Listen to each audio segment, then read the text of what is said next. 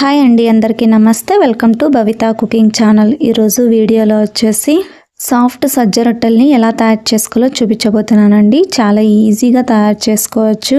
First time సజ్జ రొట్టెల్ని తయారు చేసుకునే వాళ్ళు కూడా పర్ఫెక్ట్గా సజ్జ రొట్టెని తయారు చేసుకుంటారండి.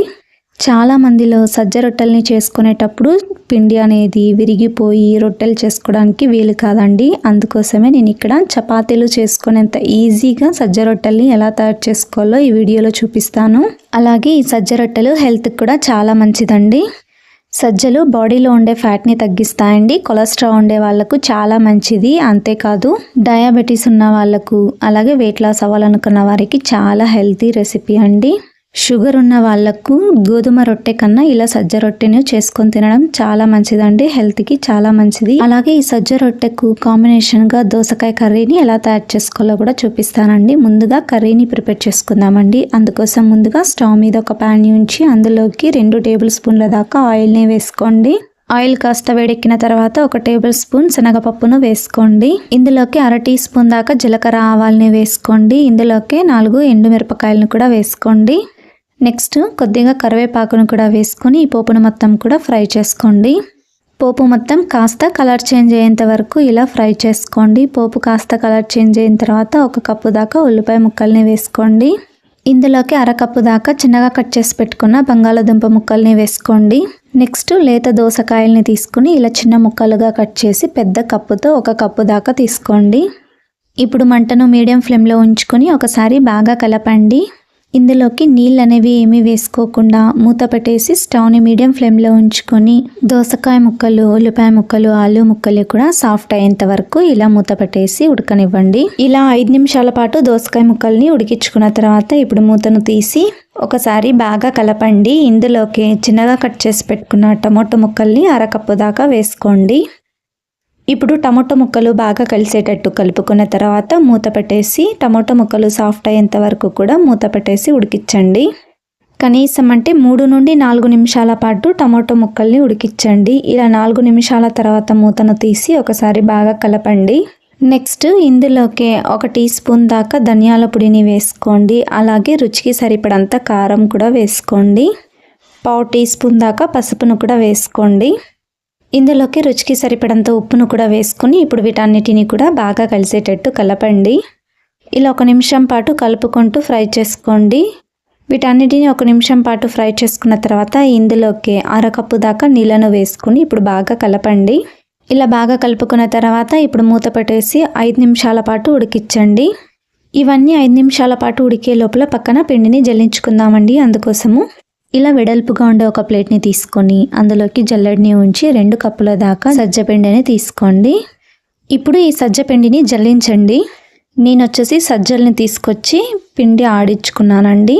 మీరు కావాలనుకుంటే బయట సజ్జ పిండి కూడా దొరుకుతూ ఉంటుందండి. ఆ సజ్జ పిండినైనా తీసుకొచ్చి ఇలా జల్లించి తీసుకోండి. ఇలా జల్లించుకోవడం వల్ల అందులో ఉండే పొట్టు అనేది బయటికి వచ్చేస్తుందండి. నెక్స్ట్ వచ్చేసి ఒక చిన్న మిక్సీ జారని తీసుకోండి. అందులోకి ఏ కప్పుతో అయితే పిండిని కొలుచుకున్నామో అదే కప్పుతోని 1/2 కప్పు దాకా పల్లీల్ని వేసుకోండి. నేను ఇక్కడ డైరెక్ట్గా పచ్చి పల్లీలనే వేసుకున్నానండి. వేయించి అయితే తీసుకోలేదు. ఇలా పచ్చివే వేసుకుంటే టేస్ట్ కూడా చాలా బాగుంటుందండి. ఇప్పుడు మూత పెట్టేసి ఇలా మెత్తగా అయ్యేంత వరకు గ్రైండ్ చేసుకోండి. ఇలా మెత్తగా గ్రైండ్ చేసుకున్న ఈ పల్లీ పొడిని జల్లించి పెట్టుకున్న సజ్జపిండి ప్లేట్లోకి వేసుకోండి. నెక్స్ట్ ఇందులోకి రుచికి సరిపడంత ఉప్పును వేసుకోండి. నెక్స్ట్ ఒక గిన్నెను తీసుకొని అందులోకి ఏ కప్పుతో అయితే పిండిని కొలుచుకున్నామో అదే కప్పుతోనే 2 కప్పులకు చొప్పున 2 కప్పుల నీళ్లను వేసుకోండి. అంటే 1 కప్పు పిండికి 1 కప్పు నీళ్లు అండి. ఇప్పుడు ఈ గిన్నెని స్టవ్ మీద ఉంచి నీళ్లను బాగా మరలించండి. ఇలా బాయిలింగ్ అయ్యేంత వరకు కూడా బాగా మరలించండి. ఇలా నీళ్లు బాగా మరలుతున్నప్పుడు స్టవ్ ఆఫ్ చేసుకోండి. నెక్స్ట్ మనము కలిపి ఉంచుకున్న ఈ పిండిని మొత్తం కూడా ఇలా బాగా కలపండి. పల్లి పొడి అలాగే సాల్ట్ 2 కూడా పిండిలో బాగా కలిసేటట్టు ఇలా బాగా కలపండి. ఇలా పిండిని బాగా కలుపుకున్న తర్వాత ఇప్పుడు ఇందాక వేడి చేసి పెట్టుకున్న నీళ్లను డైరెక్ట్గా ఇందులోకి వేసుకోండి. పిండిలోకి వేడి నీళ్ళను వేసుకొని పిండిని తడుపుకుంటే పిండి అనేది రొట్టెలు చేసుకోవడానికి విరగకుండా వస్తుందండి. అందుకోసమే వేడి నీళ్ళతో పిండిని కలపండి. అలా అయితేనే పిండి అనేది చిలికలు అనేవి రాకుండా ఉంటుంది. వేడి నీళ్ళను వేసుకున్నాం కాబట్టి పిండిని చేత్తో డైరెక్ట్గా కలపలేము కాబట్టి ఇలా గరిటతో ఇలా బాగా కలపండి. పిండి కన్సిస్టెన్సీని అడ్జస్ట్ చేసుకొని ఇలా కొద్దిగా నీళ్ళను వేసుకొని పిండిని బాగా కలపండి. వేడి నీళ్ళను వేసుకొని పిండిని తడుపుకుంటున్నాం కాబట్టి మనము పిండిని టచ్ చేసేటప్పుడు కాస్త గోరువెచ్చగా ఉన్నప్పుడు చేత్తో ఇలా బాగా నాదండి పిండిని. ఇందులోకి ఒకటేసారి నీళ్ళను వేసుకోకుండా ఇలా కొద్దిగా నీళ్ళను వేసుకొని పిండి కన్సిస్టెన్సీని అడ్జస్ట్ చేసుకుంటూ ఇలా పిండిని బాగా నాదండి. మనం కలుపుకునేటప్పుడే పిండిని ఇలా చేత్తో ఇలా స్మాష్ చేస్తూ పిండిని బాగా కలపండి. ఇలా సజ్జపిండి మొత్తం కూడా ఇలా ముద్దలా తయారయ్యేంత వరకు కూడా ఇలా పిండిని నాదుకుంటూ కొద్దిగా నీళ్ళను వేసుకుంటూ పిండిని కలపండి. ఇలా పిండిని తడుపుకున్న తర్వాత చూడండి, నాకు ఇంకా పావు కప్పు దాకా నీళ్ళు అనేవి మిగిలాయండి. మన చేతిని ఈ నీళ్ళలో డిప్ చేసుకుంటూ పిండిని నాదుకోవచ్చండి. ఇలా కలుపుకున్న ఈ పిండిని పక్కన ఉంచండి. మరో పక్కన మనము దోసకాయ ముక్కల్ని ఉడికించుకుంటున్నాం కదండి. ఇలా 5 నిమిషాల పాటు ఉడికించుకున్న తర్వాత మూతను తీసి ఇప్పుడు ఒకసారి బాగా కలపండి. ఇందులోకి పావు కప్పు దాకా ఎండు కొబ్బరి తురుమును వేసుకోండి. ఈ ఎండు కొబ్బరి పౌడర్ అనేది బయట మార్కెట్లో దొరుకుతుందండి. ఈ పౌడర్ కాబట్టి ఇలా డైరెక్ట్గా వేసుకోండి. అదే మనం తురుముకున్న కొబ్బరి అయితే కనుక గ్రైండ్ చేసి వేసుకోండి. ఇప్పుడు బాగా కలపండి. 1 నిమిషం పాటు కలుపుకుంటూ ఉడికించండి. 1 నిమిషం తర్వాత ఇందులోకి చిన్నగా కట్ చేసి పెట్టుకున్న కొత్తిమీరను వేసుకొని ఒకసారి బాగా కలిపి స్టవ్ ఆఫ్ చేసుకోండి. అంతే, దోసకాయ కర్రీ రెడీ అండి. ఇప్పుడు ఈ దోసకాయ కర్రీని పక్కన ఉంచుకోండి. నెక్స్ట్ ఇప్పుడు రొట్టెల్ని ప్రిపేర్ చేసుకుందామండి. రొట్టెల్ని తయారు చేసుకోవడం కోసము ఒక చిన్న ప్లేట్ని తీసుకుని అందులోకి 3 టేబుల్ స్పూన్ల దాకా తెల్ల నువ్వుల్ని వేసుకోండి. ఇందులోకి 1 టేబుల్ స్పూన్ దాకా జీలకర్రని వేసుకొని ఈ రెండింటిని కూడా బాగా కలపండి. నెక్స్ట్ రొట్టెల్ని చేసుకునేటప్పుడు పొడిపిండిని చల్లుకోవడం కోసము సజ్జపిండిని తీసుకోండి. మీరు కావాలనుకుంటే సజ్జపిండి ప్లేస్లో బియ్యపిండిని కానీ లేదా మైదా పిండిని కానీ యూస్ చేసుకోవచ్చండి. కానీ సాఫ్ట్ సజ్జ రొట్టెల్ని చేసుకునేటప్పుడు సజ్జపిండితోనే చేసుకోవడం వల్ల రొట్టెలు అనేవి సాఫ్ట్గా వస్తాయండి. మనము పొడిపిండిగా బియ్యపిండిని యూస్ చేస్తే గనక రొట్టెలు అనేవి కాస్త హార్డ్గా వస్తాయండి, గట్టిగా వస్తాయి. అందుకోసమే పొడిపిండిగా సజ్జపిండిని తీసుకోండి. ఇలా పొడి పిండిని అలాగే నువ్వుల్ని రెడీగా పక్కన ఉంచుకోండి. నెక్స్ట్ మనము కలిపి ఉంచుకున్న పిండిని తీసుకొని ఇలా 2 భాగాలుగా చేసుకున్న తర్వాత ఇందాక మనము పక్కన ఉంచుకున్న నీళ్ళల్లో మన చేతిని డిప్ చేసుకుంటూ పిండి ముద్దను బాగా సాఫ్ట్గా అయ్యేంత వరకు బాగా పిండిని నాదుకోవాలండి. చాలా సాఫ్ట్గా అయ్యేంత వరకు కూడా నాదుకోవాలి. మనం పిండిని ఎంత చక్కగా నాదుకుంటామో మనకు రొట్టెల్ని చేసుకునేటప్పుడు అంత చక్కగా వస్తాయండి. పిండి అనేది ఎక్కడ కూడా విరగకుండా నీట్గా వస్తాయండి రొట్టెలు మనం ప్రిపేర్ చేసుకునేటప్పుడు. అందుకోసమే ఇలా పిండిని చాలా సాఫ్ట్గా తడుపుకోవాలండి. ఇలా పిండిని బాగా సాఫ్ట్గా తయారు చేసుకున్న తర్వాత అందులో నుండి కొద్దిగా పిండిని తీసుకొని ఈ సైజులో రొట్టె పిండిని మనం ముద్దలా తయారు చేసుకోండి. మనం తీసుకున్న పిండి ముద్ద సైజుని బట్టే మనకు రొట్టె సైజ్ అనేది ఉంటుందండి. దాన్ని బట్టి మీరు పిండి ముద్దను తీసుకోండి. ఇలా తయారు చేసుకున్న ఈ పిండి ముద్దను ఇప్పుడు ఇందాక మనము ప్లేట్లో కలిపి ఉంచుకున్న నువ్వులు జీలకర్ర దాంట్లోకి ఇలా డిప్ చేసుకోండి. ఇది వచ్చేసి ఆప్షన్ అండి. మీరు కావాలనుకుంటే డైరెక్ట్గా కూడా రొట్టెని ప్రిపేర్ చేసుకోవచ్చు.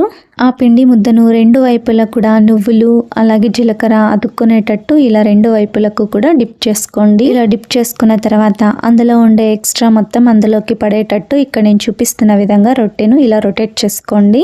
ఇలా చేసుకున్న తర్వాత గిన్నెను పక్కన ఉంచుకున్న తర్వాత రొట్టెను తయారు చేసుకోవడం కోసము ఇలా రొట్టె పీటను తీసుకొని అందులోకి కొద్దిగా పొడి పిండిని చల్లుకొని దాని మీద పిండి ముద్దను ఉంచుకొని నేను చూపిస్తున్న విధంగా ఇలా పిండిని చుట్టూ కూడా ప్రెస్ చేసుకుంటూ మనము రొట్టెను తయారు చేసుకోవాలండి. ముందుగా ఇలా అంచులు మొత్తం కూడా ప్రెస్ చేసుకొని రొట్టెని చేసుకోవడం వల్ల మనకు చీలికలు అనేవి రాకుండా ఉంటుందండి. చపాతీ చేసుకున్నంత ఈజీగా మనము రొట్టెను రోల్ చేసుకోవాలి అనుకుంటే కనుక ముందుగా ఎడ్జెస్ ని బాగా మనము ఇలా ప్రెస్ చేసుకోవాలండి. అలా అయితేనే మనకు చపాతీ చేసుకున్న విధంగా చపాతీ కట్టెతో మనము ఇలా రోల్ చేసేసుకోవచ్చండి. ఇలా రోల్ చేసుకునేటప్పుడు చుట్టూ కూడా ఇక్కడ కూడా చీలికలు అనేవి రాకుండా ఉంటుందండి. ఇలా చుట్టూ ప్రెస్ చేసుకున్న తర్వాత కొద్దిగా పొడి పిండిని 2 వైపులా కూడా చల్లుకొని ఆ తర్వాత ఇలా చపాతీ కట్టెను తీసుకొని ఇలా నీట్గా రోల్ చేసేసుకోండి.